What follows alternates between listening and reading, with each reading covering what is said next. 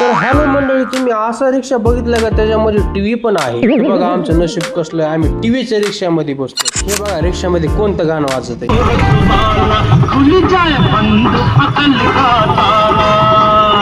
तुम्ही म्हणता रिक्षात बसून कुठं चालला बाबा?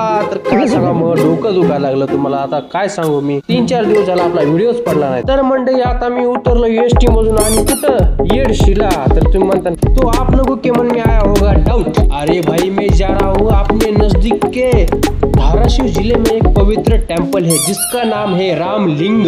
तो इस टेम्पल में आपने को देखने को मिलते हैं माकड़.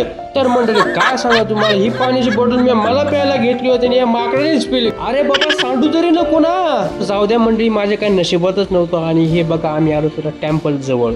तर खूप भारी इथं महादेवाची पिंड आहे, ती पण रामाने सजवलेली. तर मंडळी दर्शन वगैरे घेऊन नारळ फिरत पडून आता आम्ही डायरेक्ट निघालो सीताची न्हाणी बघण्यासाठी. तर मंडळी हीच ती पवित्र जागा जिथं रामलला आणि सीतामय्या आणि लक्ष्मण वनवासाला ज्या टायमाला आलते त्या टायमाला इथं 3 दिवस ते राहिले होते. तर मंडळी तुम्हाला जर इथली संपूर्ण माहिती पाहिजे असलं तर राऊत आदित्य व्लॉग्स या चॅनलवरती तुम्ही जा आणि तुम्हाला संपूर्ण माहिती तिथे भेटेल. तर चला मंडळी आपण भेटूया आता नेक्स्ट व्हिडिओमध्ये. जय हिंद, जय महाराष्ट्र. जर तुम्हाला चॅनलचे लिंक पाहिजे असते तर मी कमेंट बॉक्समध्ये तुम्हाला देतो.